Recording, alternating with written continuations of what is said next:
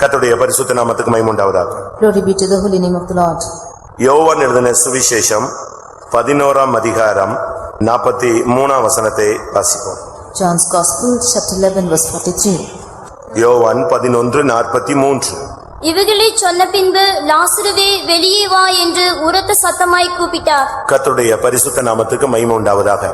Glory be to the holy name of the Lord. ஆண்டவராகிய இயேசு கிறிஸ்து இந்த உலகத்தில் இருந்த பொழுது ஒரு கல்லறையை நோக்கி அவர் பயணப்பட்டு அந்த கல்லறையின் வாசலிலே நின்று இந்த வார்த்தையை உச்சரித்ததை நாம் வாசிக்க கேட்டோம். When our Lord Jesus lived on this earth, Jesus went to a cemetery and resounded these words. லாசரு என்கிற ஒரு மனிதனுடைய மரணத்தை குறித்து நாம் கேள்விப்பட்டிருக்கிறோம், படித்திருக்கிறோம். We have heard and read of a man's death whose name is Lazarus. அவனுடைய வாழ்க்கையில் மரணம் அவனை சந்தித்தது. In his life, death faced him. அந்த மரணம் அவனை வாரிக்கொண்டு போனது. And that death swallowed him up. ஆனால் அந்த மரணத்துக்கு முன்பாக இயேசுவை அழைத்த சந்தர்ப்பங்களை நாம் வேதத்திலே பார்க்க முடியும். But before his death, we can see him calling Jesus. ஆனால் அவர்கள் அழைத்த போது இயேசு அந்த இடத்திற்கு வர முடியவில்லை, வரவில்லை. But when they called for Jesus, Jesus did not come to that place, neither accepted their calling. ஆவிக்குரிய ஜீவியத்திலே In their spiritual life, ஒரு தேவனுடைய மனிதனுடைய வாழ்க்கையில் ஒரு சில நேரங்களில் மரணங்கள் ஏற்படுகிறதை நாம் பார்க்கிறோம். sometimes we see the death occurs in spiritual life of a child of God. எழுத்தின்படி சில மரணங்கள் இருக்கிறது. There are literal deaths. ஆவிக்குரிய ஜீவியத்திலே பல மரணங்கள் இருக்கிறது. And in spiritual life there are many deaths too. எழுத்தின்படி நாம் ஒரு விசை மரிக்கிறோம். Literally we die once. ஆனால் ஆவிக்குரிய ஜீவியத்தின்படி பார்க்கும் பொழுது நாம் எப்பொழுதெல்லாம் தோல்வியை சந்திக்கிறோமோ, பிரமாணங்களை மீறுகிறோமோ, கட்டளைகளை மேற்கொள்கிறோமோ, அப்பொழுதெல்லாம் நமக்குள்ளே ஒரு மரணத்தின் வல்லமை சந்திக்கிறது. But considering our spiritual life, whenever we are transgressing the commandments, the statutes of the Lord, then every time we do that, failure is facing us. கர்த்தருடைய பரிசுத்த நாமத்துக்கு மகிமை உண்டாவதாக. Glory be to the holy name of the Lord. மரணம் என்பது ஆவிக்குரிய ஜீவியத்திலே அடிக்கடி சம்பவிக்கிறதுனால அநேகர் இன்றைக்கு பின்மாற்றத்தை சந்திக்கிறார்கள். Because death is facing spiritually, many of them are facing backsliding. இந்த கனியை புசிக்கும் நாளில் நீ சாகவே சாவாய் என்று சொன்னார். அது சரீர மரணம் அல்ல, அது ஆவிக்குரிய மரணம். He said that on the day that you shall eat of this fruit, you shall surely die. That is not a literal death, but it is spiritual death. அதற்கு பின்பு அவன் உயிரோடு இருந்தான், ஆனால் தோட்டத்தில் அவன் வாழவில்லை. After that man was alive, but he did not live in the garden. அதுபோலவே ஆவிக்குரிய மரணம் வரும் பொழுது ஒருவன் சபையை விட்டு வெளியே வருகிறான், தெய்வீகத்தை விட்டு வெளியே வருகிறான், ஆவிக்குரிய ஜீவியத்தை விட்டு வெளியே வருகிறான். Like this, when a man is facing spiritual death, then he is coming out of the church, he is coming out of his spirituality, from the divinity, and he is coming out. இங்கே லாசருவை இயேசு கிறிஸ்து வந்து வெளியே கூப்பிடுகிறார். Here Jesus Christ is calling out to Lazarus. அவருடைய சத்தம் மரித்து அடக்கம் பண்ணப்பட்ட அந்த மனிதனை வெளியே தூக்கி கொண்டு வந்து நிறுத்தினது. His voice is bring out the man who is dead and buried. லாசருவே வெளியே வா என்று உரத்த சத்தமாய் கூப்பிட்டார். அப்பொழுது மரித்தவன் வெளியே வந்தான். He cried with a loud voice, Lazarus, come forth, and he that was dead came forth. நாமும் கூட பாவத்திலே மரித்திருந்த காலங்கள் ஒன்று உண்டு. There were times when we were also dead in sin. இதை குறித்து நாம் எபேசியர் 2ஆம் அதிகாரம் 1ஆம் வசனத்திலே நாம் பார்க்க முடியும். About this we can read in Ephesians chapter 2 verse 1. அக்கிரமங்களினாலும் பாவங்களினாலும் மரித்தவர்களாய் இருந்த உங்களை அவர் உயிர்ப்பித்தார் என்று சொல்லப்பட்டிருக்கிறது. And you hath he quickened who were dead in trespasses and sins. நம்முடைய பாவ வாழ்க்கை ஒரு மரணத்தோடு ஒப்பிடப்பட்டிருக்கிறது.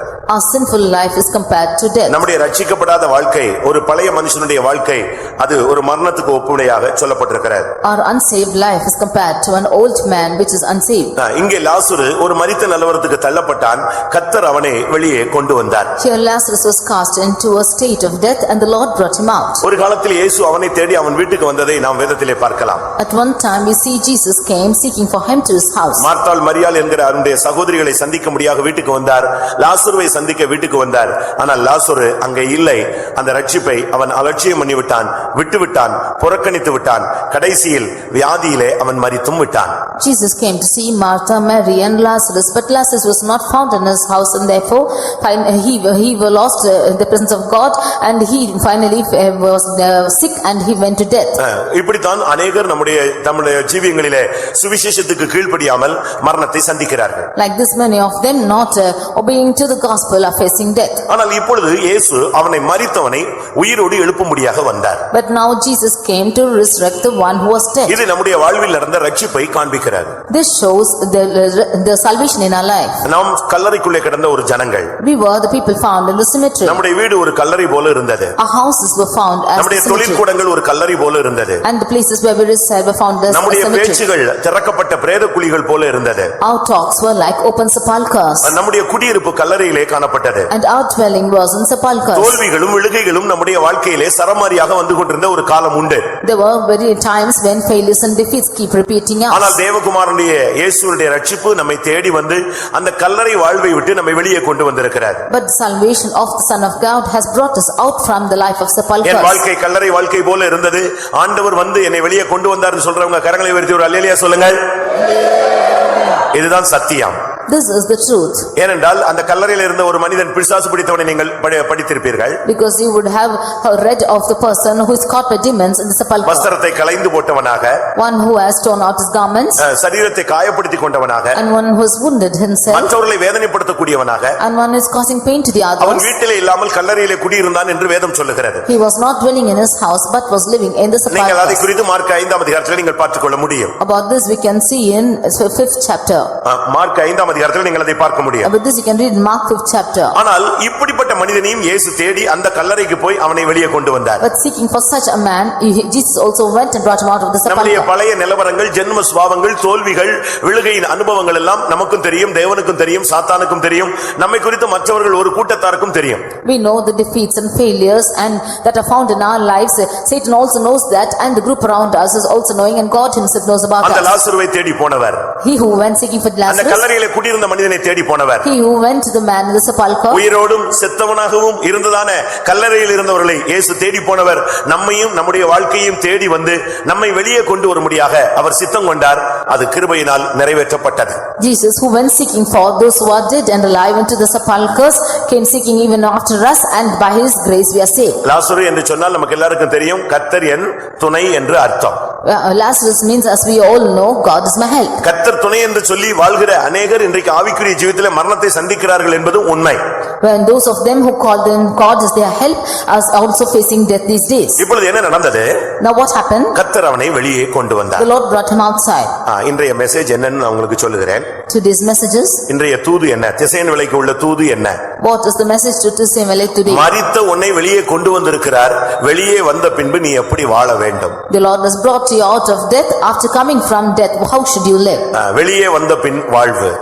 The life after coming out. கல்லறையிலிருந்து வெளியே வந்த பின்பு வாழ்வு. The life after coming out from sepulchre. இதை நீங்கள் இன்றைக்கு சரியான விதத்தில் புரிந்து கொண்டு உங்கள் வாழ்க்கை பயணத்தை இந்த வேதவசனத்தின் வெளிச்சத்திலே நீங்கள் அமைத்துக் கொண்டால் உங்கள் வாழ்வும் வேதவசனத்தின் எதிர்பார்ப்பின்படி உள்ள வாழ்வும் இணைந்து செயல்படும். Understanding this, if you establish your life according to the word of God, then your life will relate to the word of God and it will be good. ஒவ்வொருவரும் ஒவ்வொரு விதத்திலே மரிக்கிறார்கள். Everyone are dying in different ways. விபத்துகளில் மரிக்கிறவர்கள் உண்டு. There are people dying in accidents. வியாதியிலே மரிக்கிறவர்கள் உண்டு. People are dying in sickness. வயது முதிர்ந்து மரிக்கிறவர்கள் உண்டு. People are becoming old and dying. ஏதாவது ஒரு சதியான சம்பவங்கள் மூலமாய் மரிக்கிறவர்கள் உண்டு. Or by specific incidents, ultimately they are இப்படி dying. பல விதங்களிலே மரணம் உண்டு. Like this, death faces in every way. அதுபோல Like this. நம்முடைய வாழ்க்கையில நாம் பல விதங்களிலே பலவிதமான பாவங்களிலே சிக்கி நாம் ஒரு மரித்த நிலவரத்தில் இருந்தோம். Like this, we were caught into many sins and many angles, and we were found dead. ஆனால் கர்த்தர் நம்மை உயிரோடு எழுப்பி இந்த மார்க்கத்தில் கொண்டு வந்து வைத்திருக்கிறார். But the Lord has made us alive and kept us in this இன்னைக்கு religion. அநேகர் எழுத்தின்படி உயிரோடு இருப்பதே இந்த சபைக்குள்ள இருப்பதனால்தான்.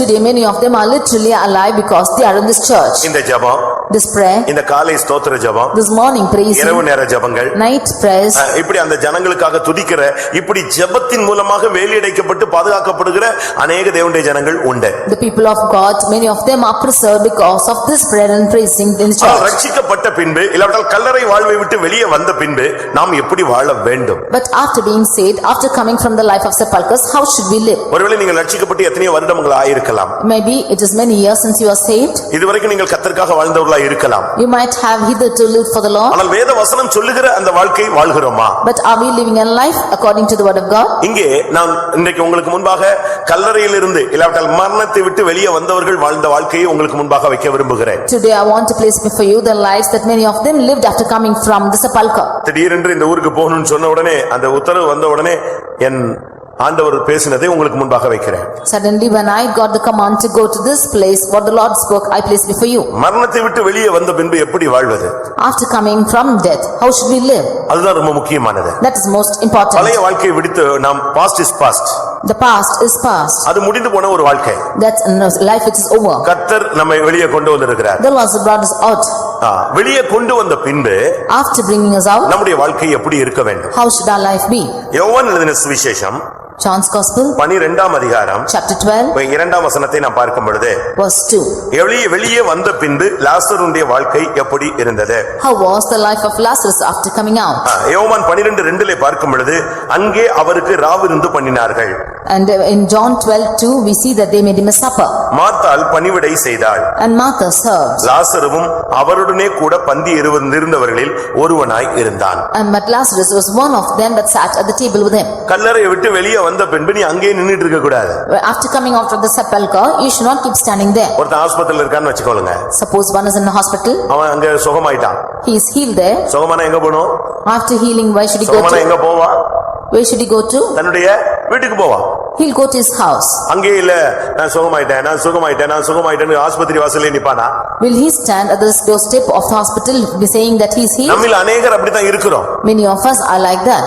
ரட்சிக்கப்பட்ட பின்பு நீ அடுத்த ஸ்டெப்புக்கு போணுமே தவிர அதே நிலவரத்துல அந்த ஞானசானம் எடுத்ததோடயே நின்னுட்டே இருக்க கூடாது. After being saved, you should not keep standing in the same place. You should go ahead. ஞானசானம் ரட்சிக்கப்பட்டியா? அடுத்த ஸ்டெப் இருக்கு. அடுத்த ஸ்டெப் வந்துட்டியா? அடுத்த ஸ்டெப் இருக்கு. இப்படியே நாம் வளர்ச்சி அடைந்து கிறிஸ்துவின் பூரணத்தை நாம் சந்திக்க வேண்டும். After being saved, you have the next step you have to take to, and you should go on step by step and go on into perfection of Christ. LKG முடிஞ்சிட்டா அடுத்து எங்க போணும்? UKG போணும். After LKG, you have to go to அதுக்கு பிறகு UKG. ஒவ்வொரு ஸ்டாண்டர்டா நம்ம தாண்ட வேண்டியது இருக்கிறது. And after that, you have to cross many இது standards. காமன் சென்ஸ்ல எல்லாருக்குமே புரிந்த ஒரு தன்மை. This is an attitude which all of them can understand. நமக்கு எல்லாருக்குமே தெரியும். ஒரு சாதாரண ஆளுக்கு கூட தெரியும். பட்டிக்காட்டுல உள்ளவனுக்கு கூட இந்த சத்தியம் தெரியும். An ordinary person and even one in the village also knows about this. கல்லறையை விட்டு வெளியே வந்த பின்பு லாசருவே நீ கல்லறையிலே நிக்க கூடாது. After coming from the sepulchre, Lazarus, you should not stand in the sepulchre. கர்த்தர் உன் துணையாக இருப்பாரானால் நீ அடுத்த பகுதிக்கு நீ வர வேண்டும். If the Lord is your help, then you have to come to the next part. கர்த்தர் யாருக்கு துணையாக இருக்கிறார்? To whom is the Lord a help? உத்தமனுக்கு கர்த்தர் துணை. To the upright, the Lord is a help. கல்லறை விட்டு வெளியே வந்த உடனே கர்த்தர் உனக்கு துணையானால் நீ உத்தமனாக இருக்க வேண்டும். After coming from the sepulchre, if the Lord should be your help, then you should be an upright எப்பொழுது ஒரு person. மனிதன் உத்தமனாய் மாறுகிறான்? When is a man becoming upright? 12 சங்கீதம் 19:12 வசனத்தை பார்க்கும் பொழுது Psalm 19 verse 12. தன் பிழைகளை உணர்கிறவன் யார்? Who is one who is மறைவான reckoning his குற்றங்களுக்கு errors? என்னை நீங்களாக்கும். You will preserve me from presumption sins. துணிகரமான பாவங்கள் என்னை ஆண்டு கொள்ள ஒட்டாதிரும். And you preserve me from doing evil sins. அப்பொழுது நான் உத்தமனாகி பெரும் பாதகத்துக்கு நான் நீங்களாயிருப்பேன். Then shall I be delivered from great transgression.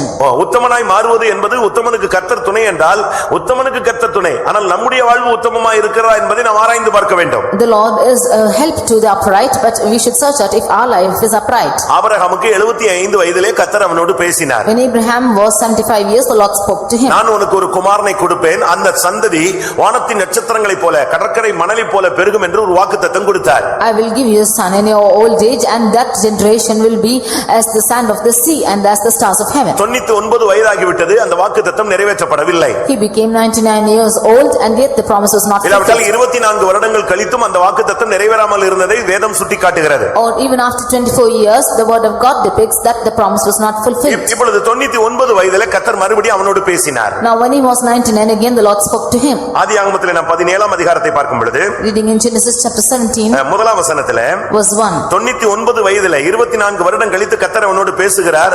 நீ எனக்கு முன்பாக நடந்து கொண்டு உத்தமனாயிரு, இந்த வாக்குத்தத்தம் நிறைவேறும் என்று சொன்னார். When Abraham was 99 years old, the Lord is speaking to him saying, be thou walk before me and be thou perfect. அப்ப வயசாயிடுச்சு, என்னால இப்ப முடியாது அப்படி இப்படிலாம் சொல்ல முடியாது. 99 99 வயசுல கர்த்தர் ஒரு உத்தமமான வாழ்வை ஆபிரகாமிடத்திலே, விசுவாசத்தின் தகப்பனிடத்திலே, தேவனுடைய சிநேகிதனிடத்திலே அவர் எதிர்பார்ப்பாரானால் இந்த புதிய ஏற்பாட்டிலே நம்மிலே எதிர்பார்ப்பது எவ்வளவு உண்மை. You cannot say that you are becoming old and you cannot walk perfect. When Abraham was 99 years old, he was a saint and of the Old Testament, he was a friend of God. If the Lord would expect from him, how much more the Lord will expect from we who are the New Testament. நம்முடைய தடுமாற்றத்துக்கு நம்முடைய பின்மாற்றத்துக்கு வயதை நாம் சுட்டிக்காட்ட கூடாது. We should not show our age for our backsliding and our decrease. என்னைக்கு கர்த்தர் அவனை உத்தமனாய் எதிர்பார்த்தாரோ அன்றைக்கு உத்தமனாக மாற தன்னை சமர்ப்பித்தான். அதுக்கு பின்புதான் ஈசாக்கு உருவாகி பிறந்தான். Whenever the Lord wanted him to be perfect, the Lord made him perfect, and from that was Isaac formed. உத்தமனாய் மாற கர்த்தர் அவனோடு பேசி அவன் உத்தமமாய் வாழ்க்கையை அமைக்க ஆரம்பிச்ச உடனே ஈசாக்கு உருவானான். 100 வயதிலே ஈசாக்கு பிறந்தான். When the Lord spoke to him that he should walk uprightly and he yielded himself to walk uprightly, then the Lord made Isaac to be formed, and 100 years old he begat Isaac. இந்த மார்க்கத்திலே கர்த்தர் உனக்கு துணையாக இருக்க வேண்டுமானால் மறைவான குற்றங்களை விட்டு நீ வெளியே வர வேண்டும். If the Lord should be your help in this religion, then you should come out from secret faults. துணிகரமான பாவத்தை விட்டு வெளியே வர வேண்டும். You should come out from presumptuous sins. உத்தமனாய் உன்னுடைய வாழ்க்கையை நீ அமைக்க வேண்டும். You should be lead your life in upright way. நீ கல்லறையை விட்டு வெளியே வந்தால் போதாது, கல்லறையை விட்டு நீ வந்து இயேசுவோடு பந்தி இருக்க வேண்டும். Not sufficient to come out of the sepulchre, you should have your supper with Jesus. அதுதான் முக்கியமான காரியம். That is most important. கல்லறையை விட்டு வெளியே வந்த பின் வாழ்வினுடைய முதல் பகுதி கர்த்தரோடு பந்தி இருப்பது. The first aspect of life after coming out from sepulchre is to have supper with the Lord. இந்த கர்த்தருடைய பந்தி என்பது எதை காண்பிக்கிறது? What is the table of the Lord show? ரெண்டு விதத்திலே நாம் அதை எடுக்கலாம். We can take that in two angles. ஒன்று, One, உன் இருதய கதவை அதுக்கு பின்பு தேவனுக்கு திறந்து கொடுத்து அவர் உனக்குள் வந்து போஜனம் பண்ணுவது, நீ அவரோடு போஜனம் பண்ணுவது. you opening the door of your heart and allowing him to dine with you and you dining with him. வெளிப்படுத்தல் 3:20 நீங்கள் இதை பார்க்க முடியும். Revelation 3:20 you can see இதோ this. வாசற்படியில் நின்று நான் தட்டுகிறேன். Behold, I stand at the door N and knock. சத்தத்தை கேட்டு ஒருவன் கதவை திறந்தால் He who hears my voice and opens நான் the உள்ளே door, வந்து அவனோடு நான் போஜனம் பண்ணுவேன். I will come in to him and dine with him, அவன் என்னோடு கூட போஜனம் பண்ணுவான். and he will sup with me. ஆண்டவரோடு நீயும் ஆண்டவரோடும் அப்படி ஒரு ஐக்கியத்துக்குள்ளே வர வேண்டுமானால் உன் இருதய கதவை, கல்லறையிலிருந்து வெளியே வந்தால் பட்டு போதாது, உன் இருதய கதவை திறந்து கர்த்தருக்கு இடத்தை நீ கொடுக்க வேண்டும். If you should come to the union where God is with you and you with God, then you not only coming out of the sepulchre should open your heart to and give to him. இரண்டாவது கர்த்தரோடு பந்தி இருத்தல் என்று சொல்லுவது ராபோஜனத்தை காண்பிக்கிறது. Secondly, the table of the Lord shows the communion. யோவான்ல நாம் பார்க்கும் பொழுது When we read in John 12:2 பார்க்கும் பொழுது chapter 12 verse 2, அவரோடு அவர்கள் ராவிருந்து பண்ணினார்கள். they had a supper with him. பிரியமானவர்களே, கிறிஸ்தவ வாழ்க்கையினுடைய கல்லறை விட்டு வெளியே வந்த வாழ்வினுடைய முதல் பகுதி கர்த்தருடைய பந்தியில் பங்கெடுப்பது. Dear beloved, the first angle of a Christian is to take part at the table of the Lord. நீங்க எத்தனை பேர் ராபோஜனம் எடுக்கிறீங்க? How many of you take communion here? இங்க இந்த ஆராதனையில் இருக்கிற எல்லாரும் ராபோஜனம் எடுக்கிற விசுவாசிகளா? Are all the believers in this meeting taking communion? ராபோஜனம் எடுக்கிற விசுவாசி சண்டே சர்வீஸை கேன்சலே பண்ண முடியாது. The one who is taking communion can never cancel Sunday service. என்னைக்கு ஞானஸ்நானம் எடுத்தீங்களோ அன்னையில இருந்து சாகுற வரைக்கும் ஒரு கம்யூனியனை கூட நீங்க கேன்சல் பண்ண கூடாது, விட்டு விலகவே கூடாது. From the day you have taken baptism, you should not miss even one communion even until death. ஒரு கம்யூனியன்ல இருந்து அடுத்த கம்யூனியன் கேப்ல நீ மரித்தால் பரலோகம் போகணும்னு சொன்னா நீ ஒவ்வொரு கம்யூனியனா நீ அட்டெண்ட் பண்ணிட்டே வரணும். If from one communion to the other communion, if you have to face death and go to heaven, you have to necessarily take part in communion. யோவான் 6 அதிகாரம் John's Gospel chapter 6 53-54 நீங்க படிச்சு பாத்தீங்கன்னா verses 52 and 53. நீங்கள் மனுஷகுமாரனுடைய மாம்சத்தை புசியாமலும் அவருடைய இரத்தத்தை பானம் பண்ணாமலும் இருந்தால் உங்களுக்குள் ஜீவன் இல்லை என்று மெய்யாகவே சொல்லுகிறேன். Except to eat of the flesh of the Son of Man and drink his blood, you have no life in you. ஒரு ராபோஜனத்தை விட்டுட்டீனா உனக்கு ஜீவன் இல்ல. If you leave one communion, you have no life in you. சரி, அடுத்த 3 மாசம் கழிச்சு அடுத்து கொடுப்பாங்க அப்படி நீ நினைக்கிறதுக்குள்ள இந்த 3 மாச கேப்ல நீ செத்தினா நீ உயிரோடு எழுப்பப்பட மாட்டாய். உயிரோடு எழுப்பப்படுவாய், கடைசி உயிர்த்தெழுதலுக்கு போய் விடுவாய். முதலாம் உயிர்த்தெழுதலுக்கு நீ பங்கடைய மாட்டாய்.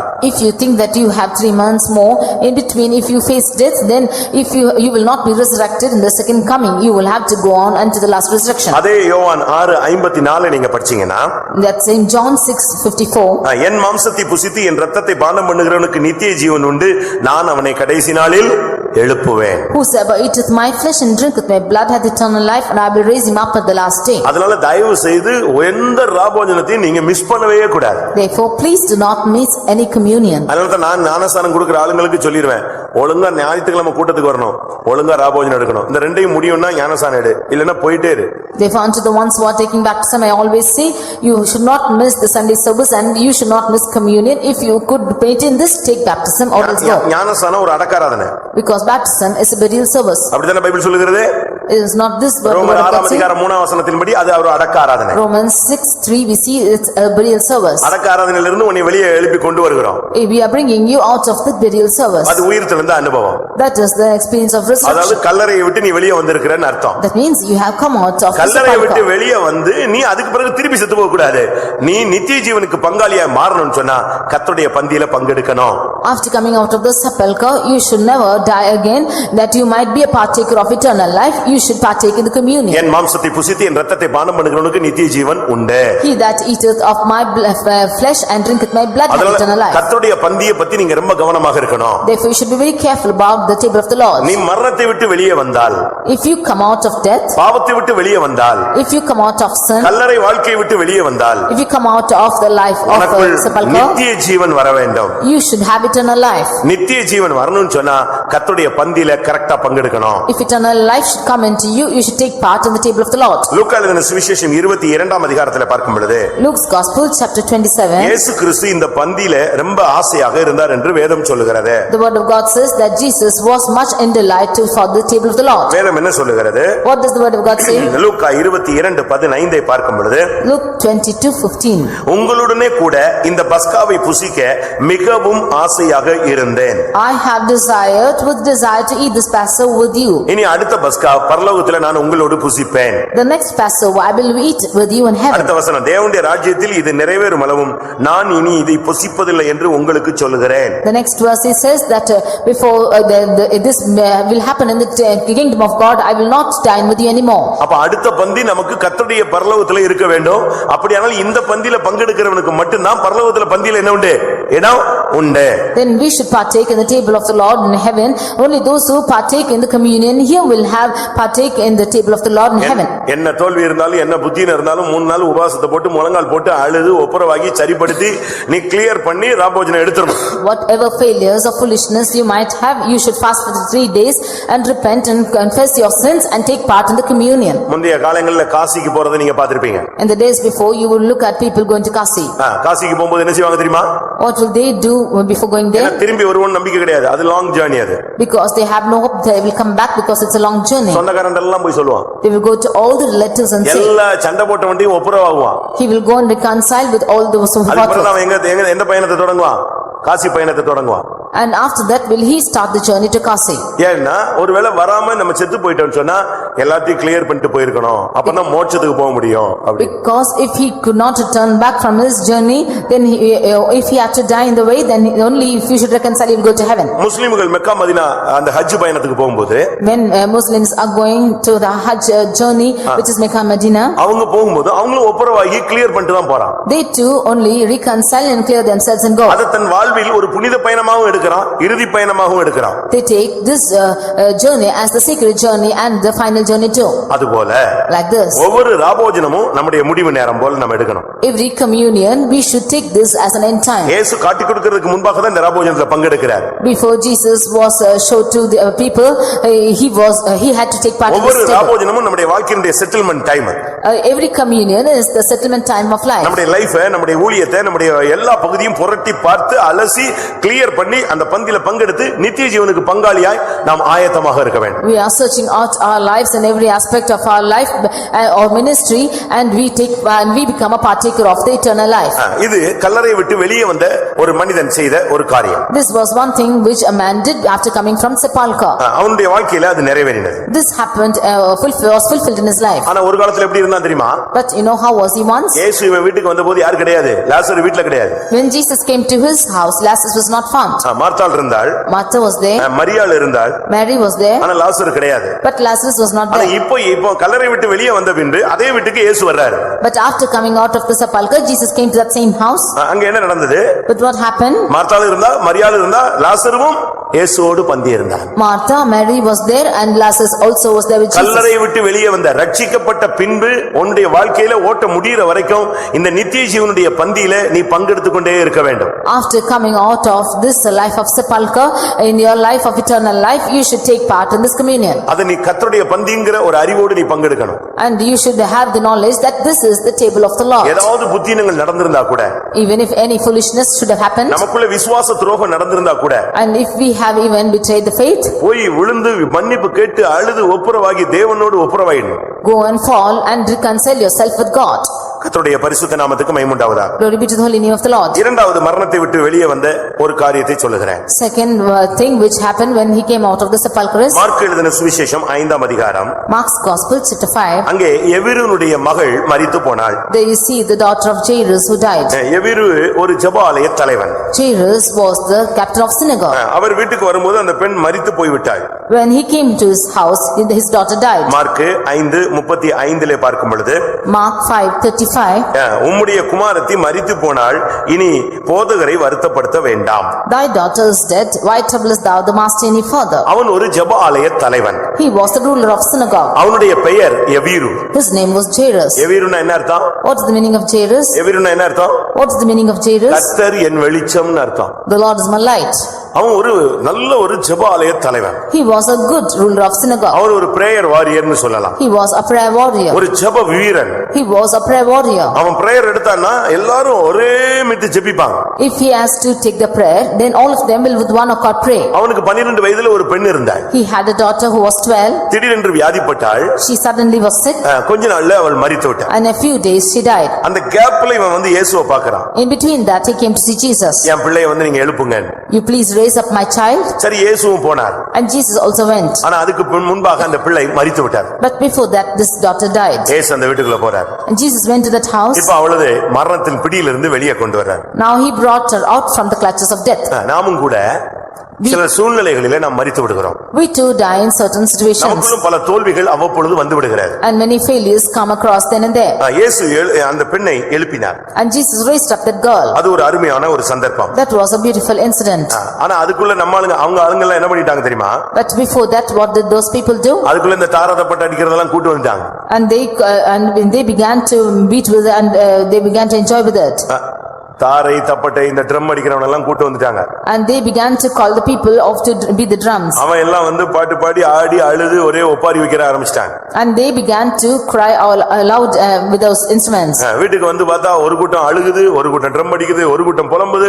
இப்படி ஒரு வித்தியாசமான சத்தத்துக்குள்ள தான் இயேசு வந்தார். When he came inside and saw there was a great tumult and Jesus heard the voice of weeping and wailing there. இப்பொழுது இயேசு வந்து அந்த பிள்ளையை எழுப்புகிறார். Now Jesus came and raised up the girl. அந்த பிள்ளை முழிச்சிட்டா. Now she woke up. இயேசு அவளுடைய கையை பிடித்து தலித்தா கூமி அப்படினு சொன்னார். Jesus holding her hand said Talitha Kumi. சிறு பெண்ணே எழுந்திரு என்று அர்த்தமாம். It means damsel I say unto thee arise. இது இயேசு கிறிஸ்து பேசின ஒரு அந்நிய பாஷை. This is an unknown tongue which Jesus spoke. இயேசு கிறிஸ்து 2-3 அந்நிய பாஷை பேசினார். Jesus spoke 2 or 3 tongues. சிலுவையிலே தொங்கிட்டு இருக்கும் பொழுது ஒரு வார்த்தை சொன்னார். என்னது? ஏலி ஏலி லாமா சபக்தானி. When Jesus was hanging on the cross he said an unknown tongue Eloi Eloi lama sabachthani. ஒரு காது கேட்காத மனுஷன் வந்தபோது அவனுடைய காதை தொட்டு என்ன சொன்னாரு? ஏப்பத்தா அப்படினாரு. கண்ணு திறந்துருச்சு, காது திறந்துருச்சு. When a deaf person came to him he said Ephphatha and his ears opened. திறக்கப்படுவாயாக என்று அர்த்தம். It means be opened. ஏன் இது அந்நிய பாஷைன்னு சொன்னேன்? We say unknown tongues. ஏன் அப்படி சொன்னேன்? Why I say that? ஏலி ஏலி லாமா சபக்தானின்னு சொன்னபோது அங்க இருக்கிறவனுக்கு ஒருத்தனுக்கு புரியாம எல்லாரும் சொன்னாங்க எலியா வர்றாரு போல் இருக்கு, அதான் எலியாவை கூப்பிடுறான்னு சொல்லி கேட்டாங்க. ஏனடா அந்த பாஷை அவனுக்கு புரியல. When he shouted Eloi Eloi lama sabachthani, they thought the people around said that he's calling out to Elijah, maybe he's coming. இப்பொழுது இந்த பிள்ளை எழும்பிட்டா. Now this girl rose.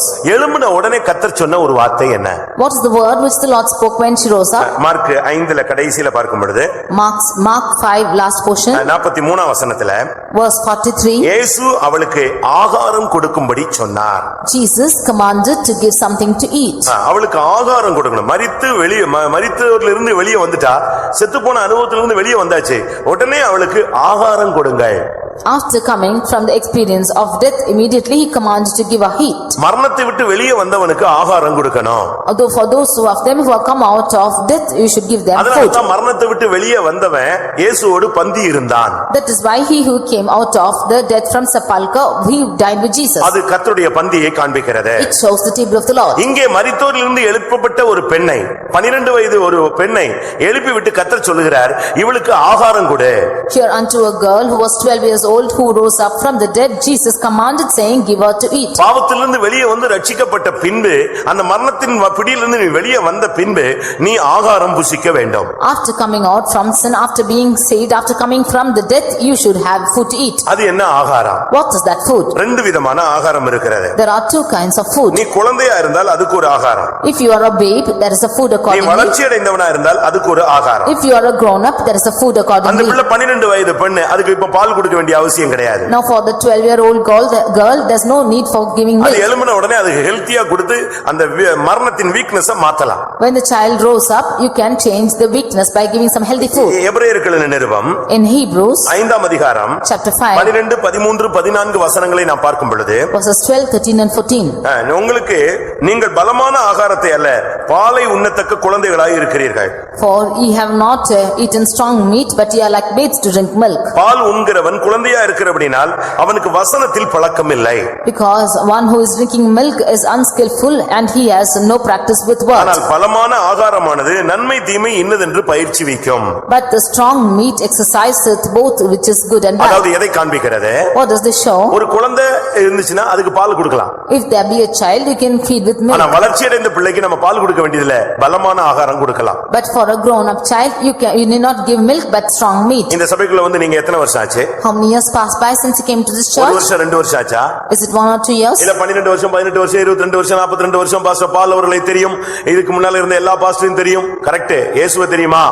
Is it 12 or 18 or 24 or 36? You know the Pastor Paul, but do you know Jesus?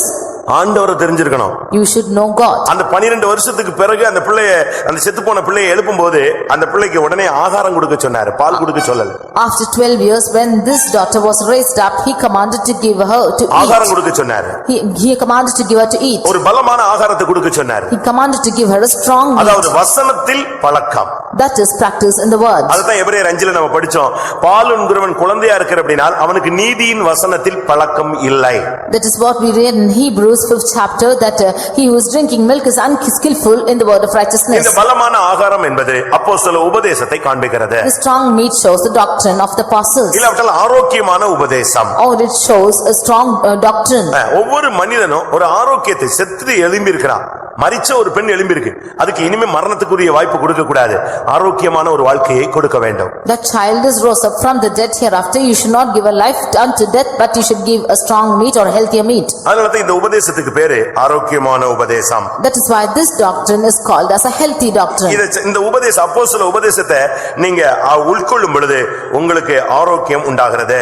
If you should intake this apostolic doctrine, then you will be healthier. தீத்து 2:1 பார்க்கும் பொழுது Titus 2:1. இந்த உபதேசம் ஆரோக்கியமான உபதேசம் என்று சொல்லப்பட்டிருக்கிறது. This doctrine is called as a healthier doctrine. 2 தீமோத்தேயு 4:3 பார்க்கும் பொழுது 2 Timothy 4:3. இந்த உபதேசம் ஆரோக்கியமான உபதேசம் என்று சொல்லி இருக்கிறது. We see that this doctrine is a sound doctrine. ஒன்று ஆரோக்கியமான உபதேசத்தை பேசு.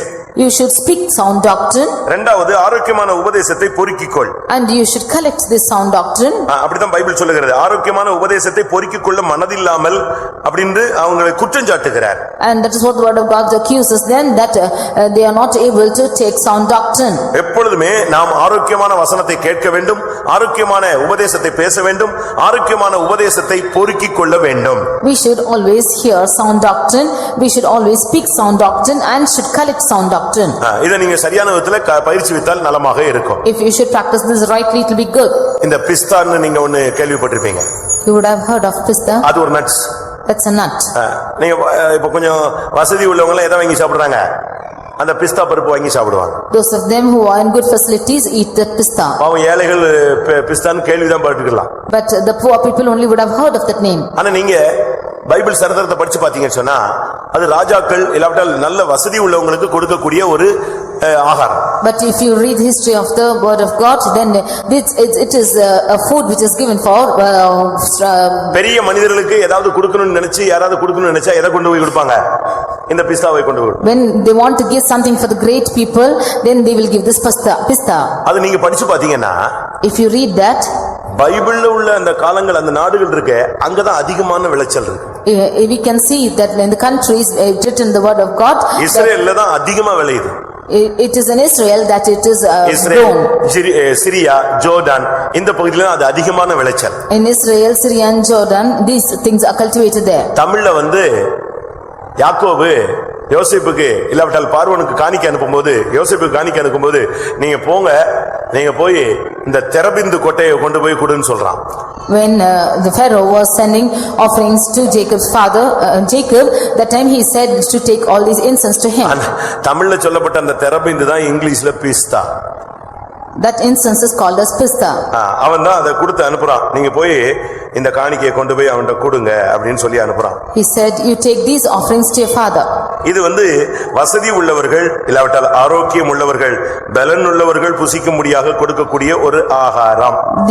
This is the food which is given to the facilitated people or to the healthier people. This is a sound food. நீ மரித்தோரிலிருந்து எழும்பினா ஆரோக்கியமான உபதேசத்தை பற்றிக்கொள்ளணும். If you wake up from death, then you should hold on to sound doctrine. சரியான அப்போஸ்தல உபதேசத்தை நீ பற்றிக்கொள்ளணும். You should cling on to the right apostolic doctrine. அதை விட்டுட்டு சும்மா ஏதோ மனம் திரும்புதல் ஞானசானம் இந்த 1 1 2 இந்த மேக்ஸே போட்டுட்டு இருக்க கூடாது.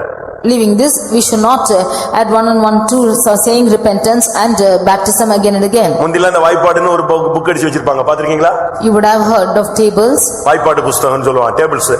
It is the tables. அதெல்லாம் இந்த பெருக்கல் கூட்டல் இதுதான் சொல்லி கொடுத்துட்டே இருப்பாங்க. They will only teach you multiplication and addition in it. ஆனா இப்ப அப்படி இல்ல. But now it's not so. இப்ப யூசிமாஸ்னு வந்துருச்சு. Now it's come as Eusimas. அப்படி அந்த ட்ரைனிங் கொடுத்தா போதும் ஒரு பிள்ளை ஒரு செகண்ட்ல லட்சக்கணக்கில் உள்ள டோட்டல் என்ன செய்யும் சொல்லும். When your child trained for that, he will give you the total for lakhs of amount. நீங்க உலகத்துல பார்க்கலாம். You can see this in the world today. அதனால நாம் இந்த நாட்களில That is how we in these days, நம்முடைய வாழ்க்கையில ஆரோக்கியத்துக்குள்ள வர வேண்டும். in our lives we should come into healthier state. ஆதியாகமம் 43:11 இந்த தெரபிந்து இந்த பிஸ்தாவை பத்தி சொல்லி இருக்கிறார். In Genesis 43:11 we read of this spices. இஸ்ரவேல் சொல்றாரு அந்த யாக்கோபு சொல்றாரு அவனுக்கு கொஞ்சம் காணிக்கை கொண்டு போங்க. ஏன்னா அவன் யோசேப்புன்னே தெரியாமலே யாருக்கு அனுப்புறாரு? காணிக்க போகுது. அப்பா மகனுக்கு அனுப்புறார். Now Jacob is saying to take all these gifts not knowing that he is Joseph. அந்த மனிதனுக்கு இந்த காணிக்கையாக கொண்டு போங்கள். He asked to take these offerings to that man. இதில இருந்து என்ன விளங்கிக் கொள்றோம்? From this what do we understand? ஆளுகையில் இருக்கிறவர்கள்.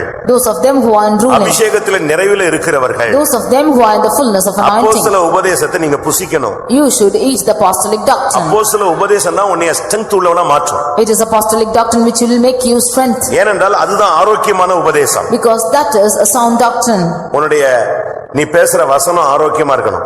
The words that you speak should be sound. உன்னுடைய உபதேசம் ஆரோக்கியமா இருக்கணும். And your doctrine should be sound. உன்னுடைய விசுவாசம் ஆரோக்கியமா இருக்கணும். Your faith should be sound. தீத்து 2:8 பார்க்கும் பொழுது In Titus 2:8 அங்க என்ன சொல்லப்பட்டிருக்கிறது? what is written there? அங்கே ஆரோக்கியமான வசனம் என்று சொல்லப்பட்டிருக்கிறது. There it is said of a sound speech. தீத்து 1:14 என்ன சொல்லுகிறது?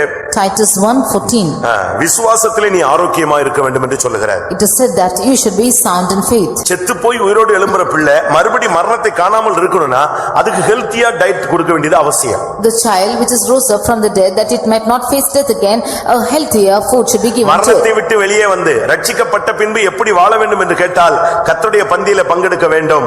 இரண்டாவது நீ செய்ய வேண்டியது பலமான ஆகாரத்தை புசிக்க வேண்டும். அப்போஸ்தல உபதேசத்தை உட்கொள்ளுங்கள். After coming from death, the first thing that you have to do to survive is to take part in the table of the Lord, and secondly, you should intake sound doctrine. லூக்கா எழுதின சுவிசேஷம் 7ஆம் அதிகாரத்துல இன்னொரு மரித்த ஒரு மனிதனை குறித்து நாம் பார்க்கலாம். Luke's Gospel chapter 7, we can see of another dead person. ஒரு வாலிபன். He was a young man.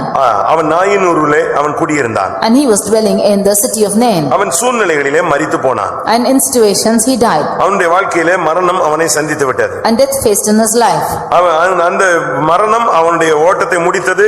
அவன் இப்பொழுது பாடையிலே தூக்கி கல்லறையை நோக்கி போய் கொண்டிருந்தான். That death made him to close his life, and he was now carried unto the sepulchre. அவனுக்கு தகப்பன் கிடையாது. He had no father. தாய் மட்டுமே இருந்தாள். And the mother only was there. வாலிப பிராயமாய் அவன் வளர்ந்திருந்தான். And he was grown up as a youth. நல்ல ஒரு வாலிப பையன். He was a good young man. மரணம் எப்படி வரும்னு சொல்ல முடியாது. வாலிபன் வயோதிபன்லாம் பேச்சே கிடையாது. And மரணத்துக்கு வாலிபன் வயோதிபன்லாம் கணக்கு கிடையாது. for death it is not young and old. எப்போ மரணம் வந்தாலும் வரும்.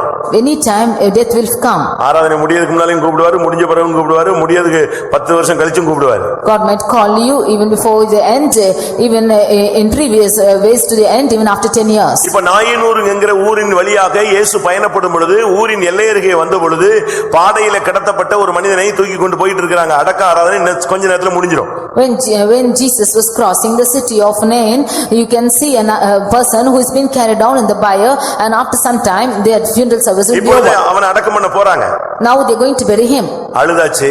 They finished crying. சடங்காச்சாரங்கள் முடிந்து விட்டது. And all their customs got over. இப்ப பாடையில கட்டி தூக்கிட்டு வந்தாச்சு. Now they caught him in a bier. இனி அவனுக்கு மீட்பு கிடையாதுங்கிற நிலவரத்துல இயேசு நித்திய ஜீவன் கொடுக்கக்கூடியவர் ஜீவாதிபதி வருகிறார். Now seeing that he has no more redemption, Jesus to give him eternal life is coming. இப்பொழுது என்ன சம்பவித்தது? Now what happened? அந்த பெண்ணுடைய கண்ணீர், இந்த பையனுடைய வாலிப வாழ்க்கை, இந்த ரெண்டையும் இயேசு மனதுல வச்சு அந்த தாயினுடைய கண்ணீரை கண்டு அழாதே என்று சொல்லி இந்த பிள்ளை எழுப்பினார். Now Jesus looking at the tears of the mother and the life of this young man, Jesus looking unto her said, weep not. அவள் மேல் மனதுருகி. He had compassion on her. இந்த பையன் மேல மனதுருகல, யார் மேல மனதுருகினாரு? அந்த தாயினுடைய கண்ணீர். He did not have compassion on the boy, but on the tears of உங்க the அம்மா mother. அப்பா வடிச்ச கண்ணீர். The tears which your parents have shed. உன்னுடைய மனைவி வடிச்ச கண்ணீர். The tears which your wife has shed. அநேக ஊழியக்காரங்க வடித்த கண்ணீர். The tears of many servants of God. உன்னையே இன்னைக்கு ரட்சிப்புல கொண்டு வந்திருக்கிறாரு. It is now brought to you in salvation. ஒரு முஸ்லிம் ரட்சிக்கப்பட்டார். When a Muslim was saved, அந்த சகோதரன் சாட்சி சொல்லும்போது சொல்றாரு, when the brother is testifying, he is saying, daily நான் எழும்பும்போது என் தலையணை ஈரமா இருக்கும். நான் நினைப்பேன் ஏதோ வாமிட் பண்ணிட்டோம் போல் இருக்க, குடிச்சிட்டு ரொம்ப வாமிட் பண்ணிட்டோம், அதுக்கு நம்ம முகத்தை கழுத்தை கழுவி சுத்தம் பண்ணிருப்பாங்கன்னு நினைப்பேன். கடைசியில நான் கண்டுபிடிச்சேன் இது என் மனைவி வடிச்ச கண்ணீர்னு. Every day when I woke up, my pillow will be full of wet. Then I thought that I would have vomited, they would have washed it. But finally, now only I know that this my tears which my wife has shed. நம்ம வீட்ல இப்படி ஒரு சம்பவம் இருந்துச்சுன்னா புருஷனை divorce வாங்கிட்டு போயிட்டே இருப்பாங்க சபை பைபிளை தூக்கிட்டு. If an incident will take place like this, then you can take the divorce and go. இந்த ஆளை கட்டினது என் வாழ்க்கையில நாசமா போயிடுச்சு. My life has gone a waste because of this person. அந்த பாஸ்டர் தான் சொன்னார், இந்த பாஸ்டர் தான் சொன்னார், எல்லாரும் மேலயும் ஒரு ரிப்போர்ட்டை போட்டுட்டு வேண்டாம்னு சொல்லி எழுதி கொடுத்துருவாங்க. You would have given a report on that pastor and this pastor and would have left everything and gone. ஆனா அந்த பெண் அழுது அழுது அழுது ஆண்டவரை டீல் பண்ண வைத்தா. But that girl kept on crying and asked God to deal the matter.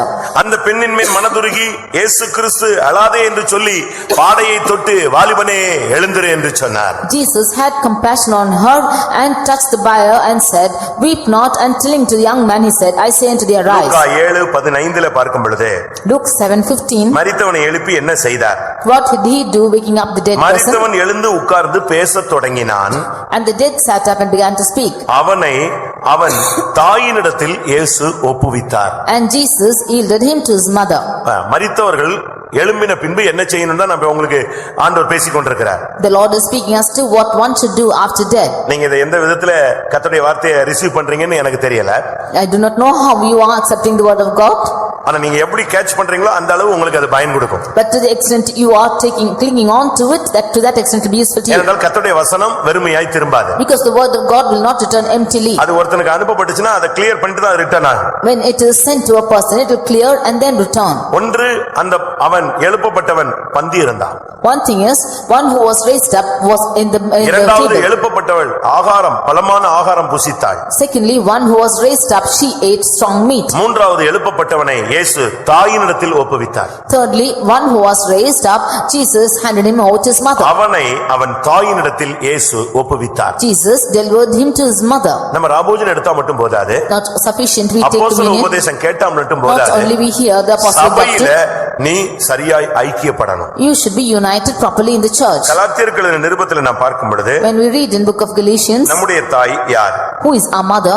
4ஆம் அதிகாரம் 26ஆம் வசனத்துல Chapter 4 verse 26. மேலான எருசலேமோ சுயாதீனம் உள்ளவள் அவளே நம் எல்லாருக்கும் தாயானவள். But Jerusalem, which is above, is free, which is the mother of us all. சரியான ஒரு சர்ச் ஐக்கியத்துல நீங்க இருக்க வேண்டும். You should be found in a good fellowship of church. உங்களுடைய ஐக்கியம் ஊழியர்களோடு இல்லாவிட்டால் பரிசுத்தவான்களோடு சரியான ஆவிக்குரிய சபையோடு உங்களுடைய ஐக்கியம் இணைக்கப்பட வேண்டும். Your fellowship must be with the good saints of God and in a good fellowship. சரியான இடத்திலே உங்களை நீங்கள் ஐக்கியப்படுத்திக் கொள்ள வேண்டியது அவசியம். You should have your fellowship or unity in a right place. மேலான எருசலேம் நம்ம எல்லாருக்கும் தாயானவள். But Jerusalem, which is above, is a mother of நீ us all. இருக்கிற சபை அப்போஸ்தலர் இருக்கக்கூடிய சபையாக இருக்க வேண்டும். The church which you are in should be with the church of apostles. அப்போஸ்தலர் இல்லாத சபையில நீ சபையில இருக்கவே கூடாது. You should not be found in a church which has no apostles. அது எப்படின்னா How is it? அஸ்திபாரம் இல்லாத வீட்டுல குடியிருந்த கதையா மாறிடும். It is like the house which has no foundations. ஒரு ஃபெய்த்தம் ஓலையில கட்டப்பட்டிருந்தது.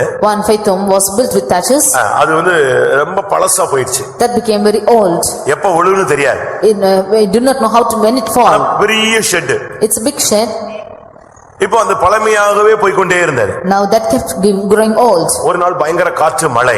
Now a big wind and rain came. ரெண்டு விசுவாசி உள்ள படுத்து தூங்கிட்டு இருக்காங்க. And two believers were sleeping inside. வெளிய பயங்கர காற்று. Outside was tempestuous boisterous wind. ஊழியக்காரங்க எல்லாம் அவங்க ரூம்ல இருக்காங்க. And the servants of God were in their rooms. இந்த ரெண்டு விசுவாசி மட்டும் ஹாலுக்குள்ள மாட்டிட்டு இருக்காங்க. Only two believers were caught in the hall. சரியான மழை காத்து பயங்கரமா வீசுது. இவங்க யோசிக்கல தூங்கிட்டு இருக்காங்க. Because of heavy wind and rain they did not think but were sleeping. என்ன நடந்துச்சு? What happened? ஒருத்தர் ரெண்டு பேரும் எழும்பி ஓடு ஓடு ஓடு வெளிய ஓடிடுன்னு சொன்னார். And the Lord said, woke them up and said, you flee out of this place. விரட்டி விட்டாராம். ரெண்டு பேரும் வெளிய வந்தாங்க. மொத்த ஷெட் நெஞ்சிருச்சு. மொத்தமா விழுந்துச்சு. The Lord chased them out and they came flying fled outside and the shed totally fell down. சரியான அஸ்திபாரம் இல்லன்னா கதை என்னது? ஒரு நாள் விழும் இதெல்லாம். When the foundation is not right, one day it will definitely இன்னும் fall. கொஞ்ச காலங்கள்ல அஸ்திபாரம் இல்லாத சபைகள்லாம் ஆடும். In a few days, the churches without foundation will shake. தலைமை போதகர்கள் எல்லாம் மரிப்பாங்க. அதுக்கு பிறகு சபை நடத்துறதுக்கு ஆள் இல்லாம எல்லாம் பிச்சுக்கிட்டு போவான். The founders of the church will all die and the churches will flee that with nobody to lead them. இன்னும் கொஞ்ச நாள்ல இயேசுவின் வருகைக்கு முன்னால எல்லா சபைக்கும் ஒரு ஆட்டம் உண்டு. In a few days before the coming of the Lord Jesus, there will be shaking for all வானத்தை ஒரு churches. விசை அசைப்பேன் சொன்னவர் சபைகளையும் ஒரு விசை என்ன செய்வார்? அசைப்பார். அப்பதான் உண்மையான சபை பொய்யான சபை எல்லாம் கண்டுபிடிச்சிடலாம். The Lord who said that he will shake once again will shake the churches and then you can find which is the true churches and false churches. மத்தேயு 7ஆம் அதிகாரத்துல பார்க்கும் பொழுது Matthew's Gospel chapter 7. உம்முடைய நாமத்தில் தீர்க்கதரிசனம் சொன்னோம், உம்முடைய நாமத்தில் பிசாசுகளை துரத்தினோம், உம்முடைய நாமத்திலே அற்புதங்களை செய்தோம்னு ஒரு கூட்டம் சொன்னது. A group of people said that in your name we cast out demons, in your name we have prophesied, in your name we have made wonders. அதுக்கு பதில் என்ன சொன்னார்? But what was his reply? என்னுடைய சித்தத்தின்படி செய்யல. அப்படினா நான் எனக்கு தெரியவே தெரியாதுன்றார். He did not do anything according to my will, therefore I knew it not. அதுக்கு விளக்கம் என்ன கொடுத்திருக்கு? What is that explanation given? புத்தி இல்லாத மனுஷன் புத்தியுள்ள மனிதன். He said told about a man who is wise and one is ஒருவன் foolish. கன்மலையில அஸ்திபாரம் போட்டவன், ஒருவன் பெருமணலில் அஸ்திபாரம் போட்டவன். One who has built his house upon a rock and one who has built his house upon sand. பெருங்காற்று வீசினது, A great wind பெருமழை blew பொழிந்தது, and heavy rain fell பெருவெள்ளம் வந்தது. and the great floods came. மணலில் அஸ்திபாரம் போடப்பட்ட வீடு இல்லாமலே போய்விட்டார். And the rock upon the mountain was not found at all. அவனை எழுப்பி அவன் தாயிட்ட கொடுத்தார். He rose him up and gave him to his mother. நீ பாவத்திலிருந்து விடுதலையானா சரியான அப்போஸ்தலன் கையில வந்து சேரணும். If you are delivered from sins, then you should be caught into the right hands of apostles. ஏன்னா அவன்தான் தாய். And because they are your mother.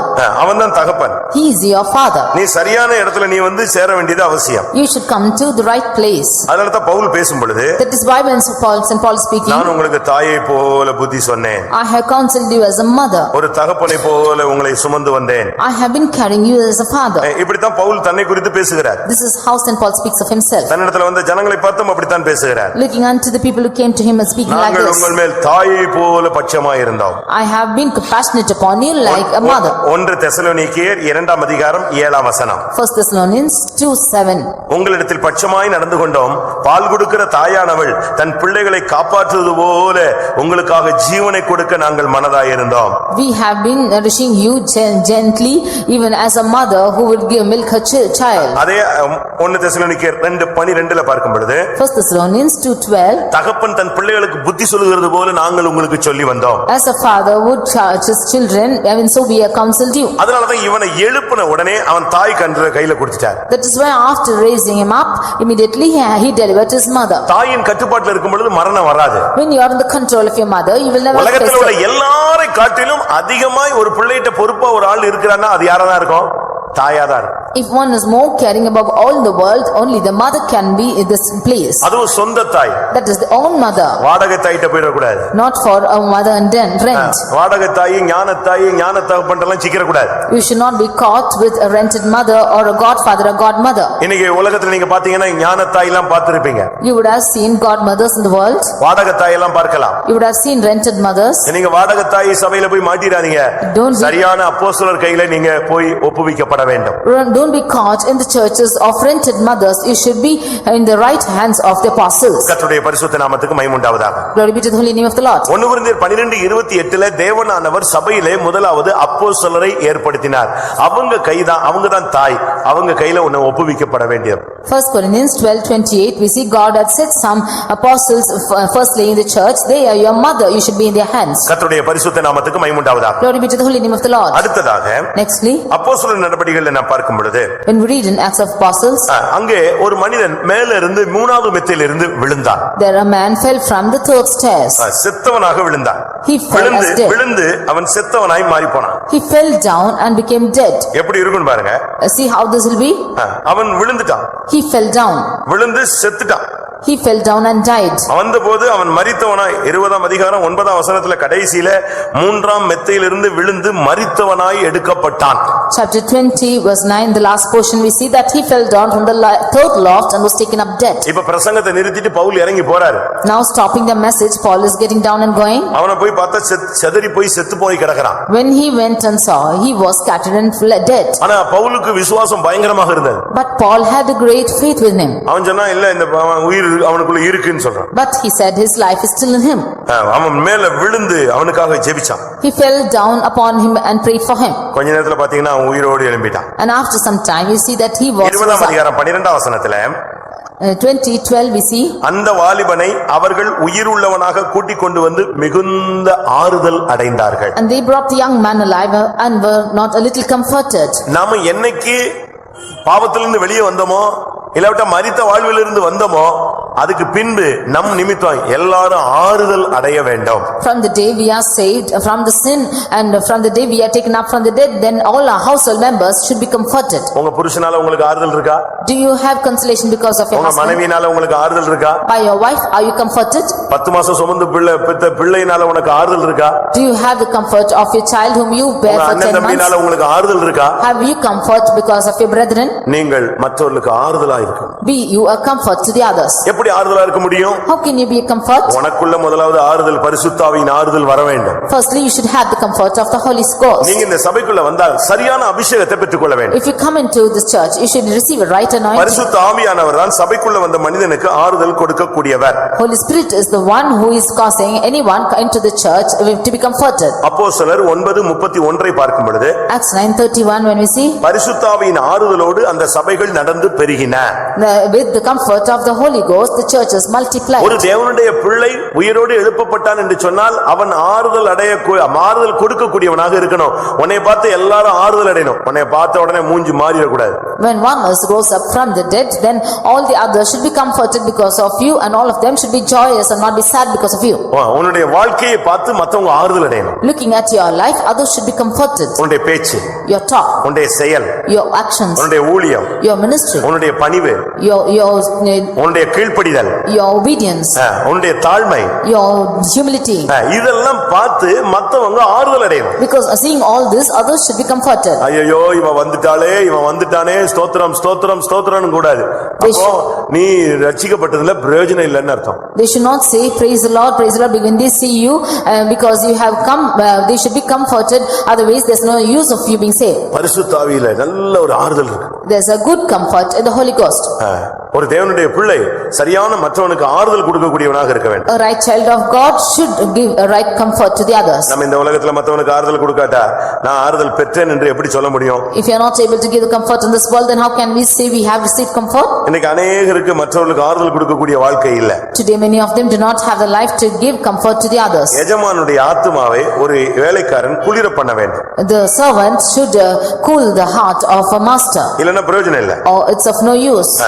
நீதிமொழிகள் 25:13 பார்க்கும் பொழுது Proverbs 25:13. உண்மையுள்ள ஸ்தானாபதி தன்னை எஜமானுடைய ஆத்துமாவை குளிர பண்ணுகிறான்.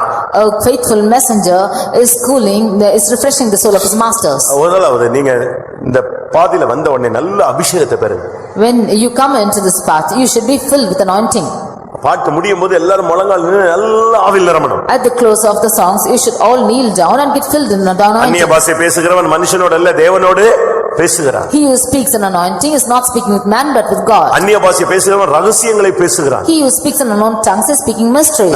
நல்லா நீங்க ஆண்டவர்ட்ட பேசணும். You speak well with God. Abraham Lincoln ஜனாதிபதியா இருக்கும்போது When Abraham Lincoln was a president, ஒரு நாள் ஆபீஸ்ல உட்கார்ந்திருந்தார். he was once seated in his office. அப்ப பெரிய பெரிய தளபதிகள் அவரை பார்க்க வந்தாங்க. Then great people came to see him. தளபதிகள் army leaders came to see him. எல்லாம் வந்து பார்க்க வந்தா உள்ள சத்தம் கேட்டுச்சு. And they heard a voice when they were outside. பேசிக்கிட்டு இருக்கிற சத்தம் கேட்டுச்சு. They heard him speaking.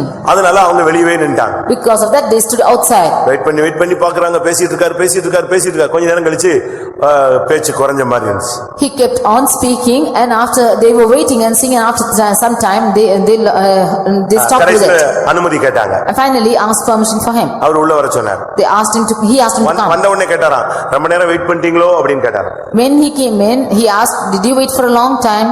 ஆமா நாங்க அப்பமே வந்துட்டோம். உள்ள பேச்சு சத்தம் கேட்டதனால டிஸ்டர்ப் பண்ண கூடாது நின்னுக்கிட்டே இருந்தோம். They said that we came long before, but because we heard the sound of you speaking, we did not want to அங்க disturb. ரூமுக்குள்ள போய் பார்த்தா யாருமே இல்ல. When they went into the room and saw, there was none there. அப்ப அவர் சொன்னார், ஓ அதுவா நான் பேசிட்டு இருந்ததா, யாருமே இல்லன்னு உடனே சத்தமா ஆண்டவர்ட்ட பேசிட்டு இருந்தேன். நாட்டுல இவ்வளவு பிரச்சனைகள் இருக்கு, இதெல்லாம் கிளியர் பண்ணுங்க நான் சொல்லிட்டு இருந்தேன், சத்தமா சொல்லிட்டு இருந்தேன்னு சொன்னார். When there was nobody in my room, I was speaking aloud to my God, asking him to clear that such and such problems are existing. நீங்க டெய்லி காலையில எந்திரிச்சு கொஞ்ச நேரம் கர்த்தர்ட்ட பேசுங்க. Every day morning you wake up and speak some time with the Lord. இன்னைக்குள்ள program எல்லாம் கர்த்தர்ட்ட பேசுங்க. You share the program of the day with the Lord. தூங்கும்போது இன்னைக்கு நடந்த சம்பவங்கள் எல்லாம் சொல்லி பிரைஸ் பண்ணி தேங்க்ஸ் பண்ணிட்டு படுக்கைக்கு போங்க. Before you go to bed at the close of the day, you thank God for all the good things that he has done throughout and go for sleep. அப்படி படுக்கைக்கு போகும்போது தேவ சமூகம் இல்லன்னா தேவ சமூகத்தை கொண்டு வா. When you go for sleep, if you have lost the presence of God, bring back the presence of God. உன்னத பாட்டு 3ஆம் அதிகாரம் 1ஆம் வசனத்தின்படி Songs of Solomon 3:1. நான் என் படுக்கையிலே என் நேசரை தேடினேன். I searched for my beloved in my sleep. நான் அவரை காணவில்லை. But he was not found. உடனே எழும்பி நான் படுக்கைக்கு போகாமல் எழும்பி போய் அவரை தேடி கண்டுபிடித்து என் வீட்டுக்கு அழைத்து கொண்டு வந்தேன். Immediately without going to bed, I went seeking for him, found him and brought back to my house. Daily நீ தூங்கும்போது உன் பிள்ளை வீட்ல இருக்காரா, புருஷன் வீட்ல இருக்கானா, மனைவி இருக்காளா, எல்லாம் ஆடு மாடெல்லாம் கரெக்ட்டா கட்டி இருக்கா, இதெல்லாம் பார்க்க தெரியுது. ஆனா ஆண்டவர் இருக்கிறாரா, தேவ சமூகம் இருக்கா, தேவனுடைய மகிமை இருக்காங்கறத கண்டுபிடிக்கிறதுக்கு நமக்கு சென்ஸ் வொர்க் பண்ண மாட்டேங்குது. You know well to see before you go to bed whether your husband, your wife, your children and whether your cattle are all tied, but we do not have the sense to see if you have the presence of God and God is with you. கர்த்தருடைய பரிசுத்த நாமத்துக்கு மகிமை உண்டாவதாக. Glory be to the holy name of the Lord. அடுத்ததாக இயேசு உயிரோடு எழுப்பப்பட்டார். Nextly Jesus rose up from the dead. அவர் மரித்தோரிலிருந்து எழும்பினார். He rose up from the dead. எழும்பின உடனே நடந்த சம்பவம் என்ன? What was the incident which took place after his எழும்பின death? உடனே அவர் கலிலேயாவுக்கு போனார். When he rose up, he went to Galilee. இன்னொரு விதத்துல பார்த்தால் When you see in another, எழும்பின உடனே சாட்சியாய் மாறினார். when he rose up, he became a testimony. அப்போஸ்தலர் 1ஆம் அதிகாரத்திலே நாம் பார்க்கும் பொழுது Acts chapter 1, எல்லாருக்கும் தன்னை உயிரோடு இருக்கிறவராக காண்பித்தார். he showed himself alive to all. அப்போஸ்தலர் 1:3 கடைசியில பார்க்கும் பொழுது Acts 1, 3rd verse, the last portion. அநேகம் தெளிவான திருஷ்டாந்தங்களினாலே அவர்களுக்கு தம்மை உயிரோடு இருக்கிறவராக காண்பித்தார்.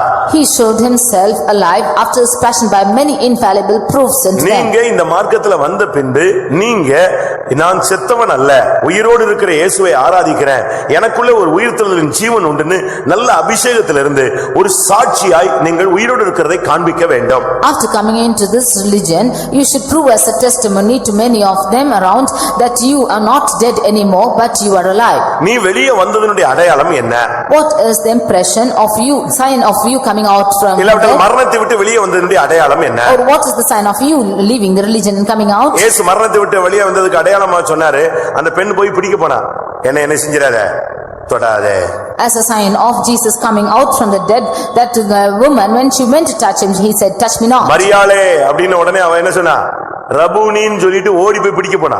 When he called out Mary, she said Rabboni and went to hold on to him. இயேசு உடனே என்ன சொன்னாரு, ஸ்திரீயே என்ன செஞ்சிராத, என்னைய தொற்றாத, நான் இன்னும் பிதாவின் இடத்துல போகல, அந்த மகிமையில உள்ள போகல, என்னைய தொற்றாதன்னு சொல்லிட்டார். But Jesus said, O woman, do not touch me because I have not gone into the glory of my நீ Father. உயிரோடு எழுந்தா அதுக்கு அடுத்து உன்னைய பலவீனம் என்கிற பெண் தொடவே கூடாது. After you are resurrected, then the weakness, which is the woman, should not touch நீ you at all. ரட்சிக்கப்பட்டுட்ட அப்படினா அதுக்கு பிறகு பலவீனத்தின் வல்லமைகள் உன்னை தொடக்கூடாது, நீ உன்னை டச் பண்ண அனுமதிக்கவே கூடாது. After you being saved, you should never allow the weakness of the woman to touch you anytime. முந்தைய காலங்களில் நீங்க பாத்தீங்கன்னா ஒரு பெண் வந்து அழுவா, உட்காருவா, கண்ணீர் விடுவா, முடிய வச்சு துடைப்பா, பாதத்துல முத்தம் கொடுப்பா, ஏசு அமைதியா இருப்பாரு, பரிசேயெல்லாம் பார்த்து கொஸ்டின் பண்ணிட்டு நின்னுட்டு இருப்பான். Before times you see Jesus that when that woman will come and cry and she will wet his feet and she will wipe with her hair and the disciples will all look around. ஆனா மரித்தோரிலிருந்து எழும்பின இயேசு நின்னுட்டு இருக்காரு. But Jesus who rose up from the dead is standing. இப்போ இயேசு தன்னை வெளிப்படுத்தின உடனே இவன் ஓடி வந்து தொட வர்றா. இவர் சொல்றாரு, என்னை தொற்றாத. When Jesus revealed himself, she immediately came to touch him and Jesus said, do not touch me. ஸ்திரீயே என்னை தொடாதே. O woman, do not touch me. நான் இன்னும் என்னுடைய பிதாவின் மகிமைக்குள்ள போகல. For I have not gone unto the glory of my Father. நீ அவசரப்பட்டு என் மேல கை வச்சிராத. Do not place your hands upon me in haste. எவ்வளவு தெளிவான ஒரு வார்த்தை. What a clear word is this. நீ மரித்தோரிலிருந்து உயிர்த்தெழுந்த ஒரு உண்மையான கிறிஸ்தவ வாழ்க்கை நீ வாழ்கிறேன்னா உன்னைய ஸ்திரீ ஆகிய பலவீனம், அதாவது பெண்கள் நான் சொல்ற சகோதரிகளை சொல்லல, பலவீனத்தின் வல்லமைகள் உன்னை தொடக்கூடாது. If you are risen up from the dead, then the weakness of the woman which I say is weakness should not come back into you. அது உன்னை தொட்டுச்சுன்னா உன் கதை முடிஞ்சிருச்சு. If it touches you, your story is gone. உன்னுடைய ஜீவியம் நஷ்டப்பட்டுச்சுன்னு அர்த்தம். And your life is gone a waste. அதுக்கு முன்னால நீ எப்படி இருந்தியோ பரவாயில்ல. And before this, however you have lived, it's right. ஆனா இந்த நேரத்துல நீ அங்க போய் தொடக்கூடாது. But at this time, you should not touch it there. யோவான் 20ஆம் அதிகாரத்துல John chapter 20, 16-17 நீங்க இதை பார்க்கலாம். verses 16 and 17. இயேசு அவனை நோக்கி, என்னை தொடாதே, நான் இன்னும் என் பிதாவினிடத்தில் ஏறி போகவில்லை. எவ்வளவு அருமையா சொல்றாரு பாருங்க. Jesus said unto her, touch me not, for I am not yet ascended to நீ my Father. உண்மையான ரட்சிப்பை நீ பெற்றிருந்தேனா பலவீனம் உன்னை தொடர்றதுக்கு நீ எக்காரணத்தை முன்னே இடம் கொடுக்க கூடாது. If you have got the கவனிங்க. right salvation, you should in no way allow give room for weakness to touch you. தேவனுடைய வார்த்தையை பிசாசு கேட்க விட மாட்டான். Satan will not allow you to hear the word of God. திருப்பி ஒரு பொண்ணு இல்ல 9 பொண்ணு தொடுவா. Then not once but 9 of them will touch you. ஒரு பலவீனம் இல்ல 90 பலவீனம் உன்னை உள்ள உட்கார்ந்துக்கும். Not weakness but 90 of the weakness will come back நம்ம into you. கவனமாக இருந்து கர்த்தருடைய வார்த்தையை கேளுங்கள். Be careful to hear the word of God. அந்த இயேசு சொல்றார், உயிரோடு நான் எழுந்திருச்சேன், நான் உயிரோடு எழுப்பப்பட்டு நான் பிதாவிட்ட போல, ஆனா நீ என்னைய டச் பண்ணாத. Jesus said that I am ascended from the dead, but I am not yet gone to my Father, therefore do not touch me. அதுதான் லைஃப். That is life. அதுதான் தெய்வீகம். That is divinity. அதுதான் பூரணம். That is perfection. இயேசுவே சொல்றார், என்னை தொடாதேன்னு. அப்ப நம்ம எவ்வளவு கவனமாக இருக்க வேண்டிய ஒரு காலம். Jesus himself said, touch me not, then how much more should we be careful? தன்னை உயிரோடு இருக்கிறவராக காண்பித்தார். He showed himself as alive. தோமாவை கூப்பிட்டு சொல்றாரு, He calling Thomas said, தொட்டு பாரு, you touch and see. என் கைகளையும் கால்களையும் தொட்டு பாரு. You feel my hands and feet. முடிஞ்சா என் விழாவுல உன்னை என்ன செய்ய, கை போட்டு பாரு. You just pierce your hands into one of my scars. இது எதை காண்பிக்கிறது? What does this show? நாம் இந்த கர்த்தருடைய வழியில பாடுகள் பட்ட ஜீவியத்தை மறந்துடக்கூடாது. We should never forget the ways or the sufferings of God. உயிரோடு எழுந்தவன் சாட்சியாய் இருக்கணும். One who is rose up from the dead is a testimony. உயிரோடு எழுந்தவன் கலிலேயாவுக்கு போக வேண்டும். One who rises from the dead should go to Galilee. இப்போ இயேசு தன்னை வெளிப்படுத்தியாச்சு. Now Jesus revealed himself. இப்போ இவங்க போய் சொல்றாங்க. Now they are going and telling him, இயேசுவை நான் பார்த்தேன். I saw Jesus. அடுத்த செகண்ட் பேதுரு எல்லாம் சும்மா ரன்னிங் ரேஸ்ல வர்ற மாதிரி வர்றான். Next second Peter came running to see him. ஒருத்தனை முந்திக்கிட்டு நேரா கல்லறைக்கு வந்தாச்சு. Each of them raising one another is coming to the sepulchre. யார காணோம்? இயேசுவை அங்க காணோம். Jesus was not found. இயேசு போகும்போதே சொல்லிட்டு போயிட்டாரு இந்த பெண்ணிட்ட, எல்லாரும் எங்க வர சொல்லு, கல்லறைக்கு வர சொல்லாத, எல்லாரும் எங்க வர சொல்லு, கலிலேயா வர சொல்லு. When Jesus went, he said to the woman, ask all of them to come to Galilee. இயேசுவை தேடி கல்லறைக்கு நீ போக வேண்டாம். You need not seek for Jesus and go to the sepulchre. கல்லறை திருநாள் கொண்டாட வேண்டாம். You did not celebrate the day of death. Sambar புதனன்னைக்கு உங்க அம்மாவை போய் பார்க்க கல்லறைக்கு போக வேண்டாம். Or you did not go on the anniversary day to see your mother in the sepulchre. அங்க இல்ல. He is not there. இயேசு சொன்னார் நான் கலிலேயாவுக்கு போறேன் அங்க வந்து என்னைய பார்க்க சொன்னார். Jesus said, I am going to Galilee. உயிரோடு எழுப்பப்பட்டவன் சரியான ஞானசானம் எடுத்து பரிசுத்தாவி பெற்ற ஆளு கலிலேயாவுல போகணும். One who is taken a right, got the right salvation and taken right baptism, he should go to Galilee. கலிலேயா என்ன அர்த்தம்னா வட்டம்னு அர்த்தம். The meaning of Galilee is a circle. இல்ல தேவ சித்தம்னு அர்த்தம். Or it's the will of God.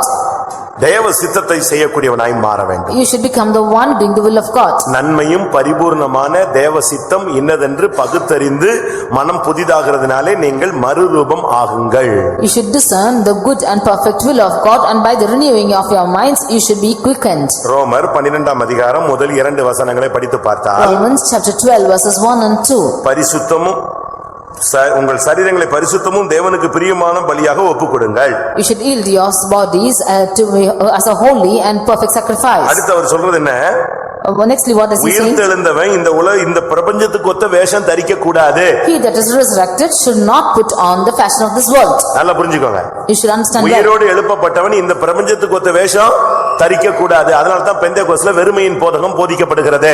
He that is resurrected should not be conformed to this world. That is why in Pentecost this emptiness is preached out. தேவனுடைய நன்மையும் பிரியமும் பரிபூர்ணமான சித்தம் இன்னதென்று பகுத்தறியத்தக்கதாக உங்கள் மனம் புதிதாகிறதுனாலே மறுரூபம் ஆகுங்கள். அதாவது உயிரோடு எழுப்பப்பட்டவன் சரியான தேவ சித்தம் செய்து மறுரூபத்தை பெற்றுக்கொள்ள வேண்டும். But be ye transformed by the renewing of your mind, that ye may prove what is that good and acceptable and perfect will of God. That means he that is resurrected, he should attain the perfection of God. மரித்தோரிலிருந்து வெளியே வந்த ஒரு கிறிஸ்தவ வாழ்க்கை, உயிர்த்தெழுந்த கிறிஸ்தவ வாழ்க்கை எப்படி அமைய வேண்டும் என்று கர்த்தர் நம்மோடு பேசிக் கொண்டிருக்கிறார். The Lord is speaking to us as to how one is raised up from the dead, how his Christian life should be. இதுவரை எப்படி வாழ்ந்தீர்களோ உங்களுக்கு தெரியும். You know as to how you have lived thus far. ஆனால் எப்படியும் வாழ்ந்திருக்கலாம். ஆனால் இனிமேல் இப்படி வாழ உங்களுக்கு தேவன் அருள் செய்ய வேண்டும். You could have lived any way you want, but hereafter the Lord should help you to live in the life கல்லறை which விட்டு is வெளியே like வந்து this. நீ கல்லறை வாசல்லே நிக்காதே. You do not stand at the doorstep of the sepulchre itself. லாசருவே வெளியே வான்னு சொன்ன உடனே கல்லை புரட்டிட்டு இயேசு இந்த வார்த்தையை சொன்ன உடனே கை காலெல்லாம் கட்டப்பட்ட மனுஷன் அப்படியே தூக்கி கொண்டு வந்து அந்த சத்தம் அவனை வாசல்ல நிப்பாட்டிடுச்சு.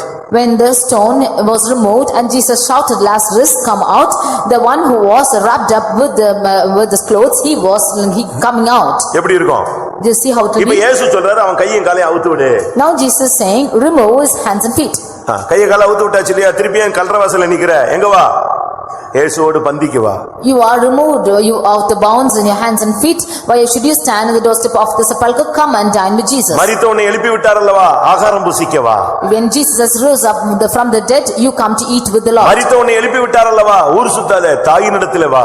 When he has raised you from the dead, do not go roaming about, come to your mother. விழுந்து போன உன்னை தூக்கி எடுத்து நிறுத்தி விட்டார் அல்லவா? மற்றவனுக்கு ஆறுதல் கொடுக்கக்கூடிய வாழ்க்கை வாழவா. When the one who is fallen, the Lord has taken him and raised him up, you come to a life which is comforting உயிரோடு others. எழுப்பப்பட்ட இயேசு உயிரோடு இருக்கிறவராக தன்னை காண்பித்தார். Jesus who was resurrected showed himself alive. பெண்ணை தொடவிடாமல் தன்னை பாதுகாத்தார். He preserved himself by woman not touching him. கலிலேயாவுக்கு போய் தன்னை வெளிப்படுத்தினார். He went to Galilee and revealed himself. உலகத்துக்கு ஒத்த வேஷம் தெரியாமல் தேவ சித்தத்தை செய்து மறுரூபத்தை நோக்கி பயணப்படுவோமாக. Be not conformed to this world, but put on the divinity of Christ and go on from transformation. கர்த்தாவே வெளியே வந்த பின்பு உள்ள வாழ்க்கையை குறித்து இந்த காலை வேளையிலே என்னோடு பேசினீர்.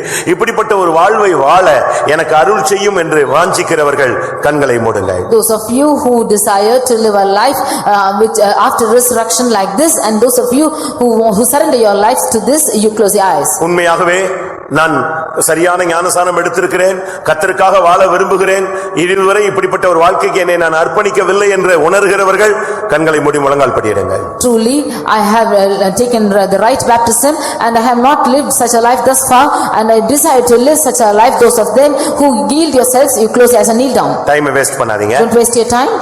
ஆராதனைக்கு வரும்பொழுது பிள்ளைகள் எல்லாம் நீங்க தெய்வீகமாக கொண்டு வாருங்க. When you bring your children to the worship, bring them in a divine manner. அவங்க வந்த உடனே தூங்க வச்சுட்டா நீங்க ஆராதனையில நல்லா வர்ஷிப் பண்ணலாம். If you make them to sleep after coming to the worship, then you can worship God well. நல்லா நீங்க அங்கங்க பார்க்க கூடாது. உங்களுடைய கான்சென்ட்ரேஷன் முழுவதும் அப்படியே கர்த்தருடைய வார்த்தையை பிடிக்கிற மாதிரி இருக்கணும். You should not be distracted looking here and there. The whole of your concentration should be to catch the Lord. கர்த்தாவே என்னை ரட்சித்தீர். Lord, you have saved me. ஒரு காலத்துல நான் பாவத்துல மரித்து கிடந்த ஒரு ஆள். I was once dead in sins. கிருபை தேடி வந்தது. And grace came seeking after me. இரக்கம் தேடி வந்தது. Mercy came after me. என்னை இந்த சபைக்குள்ளே என்னை ரட்சிப்புக்குள்ளே கொண்டு வந்திருக்கிறீர். You have brought me into the salvation. நான் வெளியே வந்த பின்பு After coming out, நான் சில ராபோஜனங்களை தவிர்த்து விட்டேன். I have put away some communions. கர்த்தாவே மன்னியும். Lord, you forgive. அப்படி யாராவது செய்திருந்தால் மன்னிப்பு கேளுங்க. If anybody has done like that, you forgive. ஆரோக்கியமான உபதேசத்தை நான் பயிற்சிவிக்கவில்லை. I did not practice sound doctrine. சரியான அப்போஸ்தல ஐக்கியத்தில் என்னை ஒப்புக் கொடுக்கவில்லை. I did not yield to the apostolic doctrine. எத்தனை பேர் ஒத்துக்கொள்கிறீர்கள்? How many of you accept this? நான் விழுந்தேன். I fell down. என்னை தூக்கி எடுத்தீர். You lifted me up. ஆனால் நான் மற்றவனுக்கு ஆறுதல் கொடுக்கவில்லை. But I did not give comfort to the others. என்னை மரித்தொழுந்து எழுப்பினீர். And you rose me up from the dead. ஆனால் இன்னும் அநேக பலவீனங்கள் என்னை தொட நான் அனுமதித்து விட்டேன். But still I allowed many weakness to touch me. கர்த்தாவே என்னை மன்னியும். Lord, you forgive me. இன்னும் உலகத்துக்கு ஒத்த வேஷம் தரித்து தேவசித்தத்துக்கு மாறாக நான் போய் கொண்டிருக்கிறேன். I am still conformed to the fashions of this world and going away from the will of God. என்னை மன்னித்து உம்முடைய சித்தம் செய்து மறுரூபமாக எனக்கு அருள் செய்யும். You forgive me and help me to do your will and be transformed. அப்படி சொல்றவங்க எல்லாரும் கண்களை மூடுவோம். All those who say like this, close your eyes. முடிந்தா 2-3 நிமிஷம் முழங்கால் போடுங்க. If possible, 2-3 minutes, kneel down. அந்த வெளியே வந்த மனிதனை கர்த்தர் ஒவ்வொரு விதத்தில வழிநடத்துனது போல தேவரீர் என்னையும் வழிநடத்தும் என்று கேளுங்கள். And to the one who came out, as the Lord was dealing with each of them, Lord, you deal with me. கர்த்தர் உனக்கு ஒரு அற்புதத்தை செய்ய போகிறார். The Lord is going to do a miracle with you. தாழ்த்துவோம். Let's humble. கர்த்தர் அன்றைக்கு வெளியே கொண்டு வந்தவர்களை கரங்களில் எடுத்து உபயோகித்தார். The Lord, when he brought them outside, took in his hands and used them. அதற்கு பின்பு லாசரு ஆண்டவரோடே இருந்தான். After that, Lazarus was with the Lord. கர்த்தருக்காக நின்றான். அவனை கொலை செய்ய கூட எல்லாரும் முயற்சி எடுத்தாங்க. ஆனா கர்த்தர் அவனை அப்படி ஒப்பு கொடுக்கவில்லை. He stood for the Lord, and when people wanted to murder him, the Lord இந்த மார்க்கத்தில் நீ வரும்போது உனக்கு விரோதமாய் பல வல்லமைகள் எழும்பும். ஆனால் ஒன்று உன்னை தொடாது. After coming to this religion, many powers will rise up against you, but none can touch you. இந்த மார்க்கத்தில் வந்த பின்பு நீ பலவீனமாய் இருக்க கூடாது. பலமான ஆகாரத்தை புசித்து கர்த்தருக்காக நில். After coming into this religion, you should no more be weak, but eating sound doctrine, you stand for the Lord. கர்த்தர் நம்மை பலப்படுத்தக்கூடிய நேரம். It's the time that the Lord is going to strengthen you. உன்னை உயிரோடு எழுப்பினது உண்மையானால் அந்த உயிர்த்தெழுந்த சக்தி உனக்குள்ளே வரட்டும். If it is true that the Lord has raised you, then the resurrected power. கிறிஸ்துவை மரித்தோரிலிருந்து எழுப்பின ஆவியானவர் இப்பொழுது சாவுக்கேதுவான நம்முடைய சரீரங்களை உயிர்ப்பிப்பாராக. The Lord who has raised up Jesus from the dead is able to quicken your dead bodies too.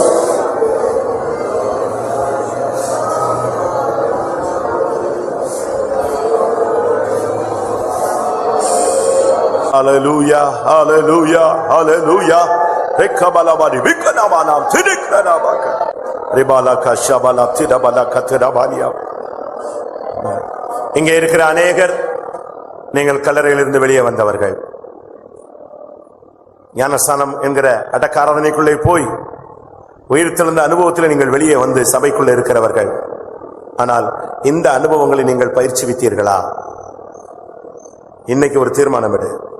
இனி சாகு வரை கர்த்தருடைய பந்தியை விட்டு நான் அப்புறம் போகவே மாட்டேன். அப்படி தீர்மானம் எடுக்கிறவங்க கை வைத்துங்க. இனி சாகுற வரைக்கும் நான் கம்யூனியன் எடுப்பேன். ஒரு கம்யூனியன் கூட எந்த சூழ்நிலை விடவே மாட்டேன்னு சொல்றவங்க மட்டும் கை வைத்துங்க. அப்படியானால் கர்த்தர் உனக்கு துணையாய் இருப்பார். ஹல்லேலூயா, ஆமென், ஆமென், ஆமென், ஹல்லேலூயா. உபதேசத்தின் ஆழத்துக்குள்ளே வாருங்கள். வசனத்தை பழக்குவீங்கள். ஹல்லேலூயா. அப்போஸ்தல ஐக்கியத்திலே நிலைத்திருங்கள். உங்களுடைய வாழ்க்கை ஊழியம் மற்றவர்களுக்கு ஆறுதலாய் ஆசீர்வாதமாய் அமையட்டும். எந்த பலவீனம் உன்னை தொட விடாதே. தீர்மானம் எடுத்துக்கொள். பரிசுத்தத்துக்காக ஒரு தீர்மானம் எடு.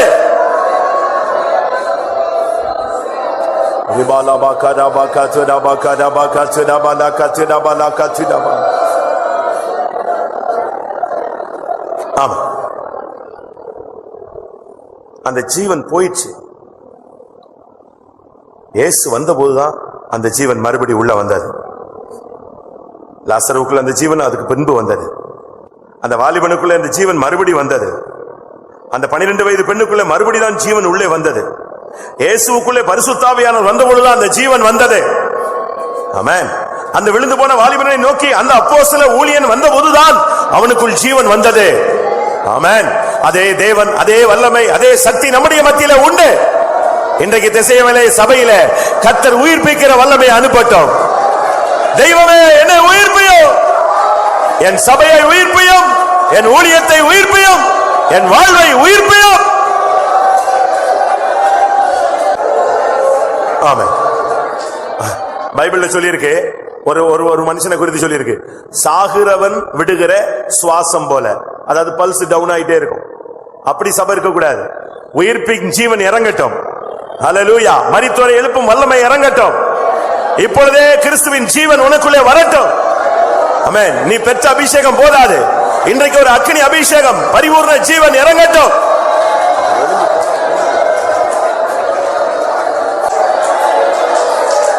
ஹல்லேலூயா, ஹல்லேலூயா.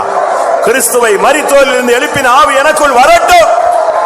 நாயூனின் விதவையின் மகனை எழுப்பின வல்லமை எனக்குள் வரட்டும். எவீருவின் மகனை எழுப்பின வல்லமை எனக்குள் வரட்டும்.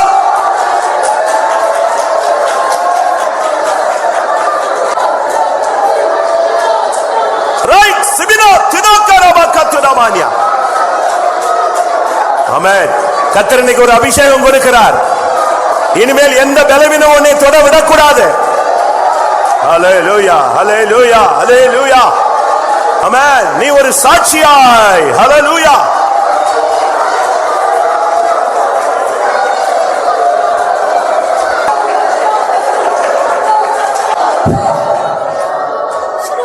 மார்த்தாள் மரியாளுடைய கண்ணீர் லாசருவை எழும்ப வைத்தது.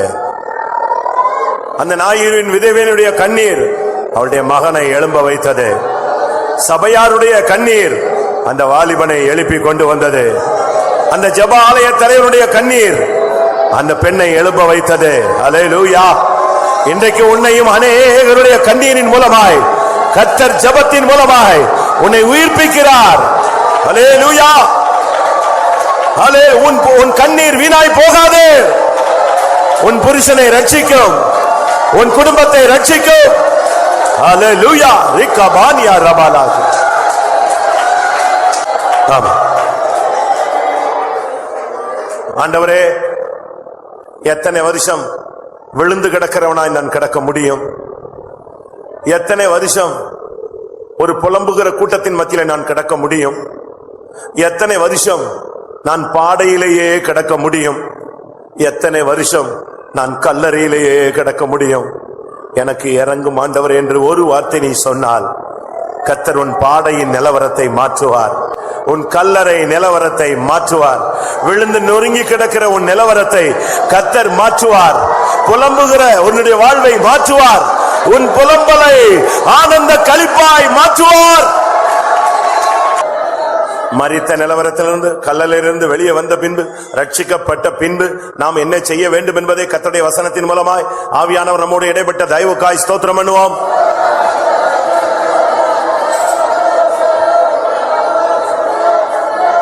நாம் இப்பொழுது எந்த நிலவரத்தில் இருக்கிறோம் என்பதை ஒரு விசை உணர்ந்து கொள்ள ஒரு வாய்ப்பை தந்ததுக்காய் ஸ்தோத்திரம் பண்ணுவோம்.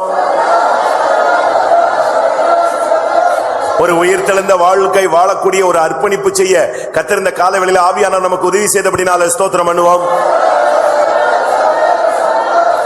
உயிர்த்தெழுந்த இயேசுவை போல எந்த வல்லமையும் தொடாமல் தேவ சித்தம் செய்து மகிமையிலே மறுரூபம் அடைய எல்லாருக்கும் கர்த்தர் உதவி செய்ய முடியாது. ஸ்தோத்திரம் பண்ணுவோம்.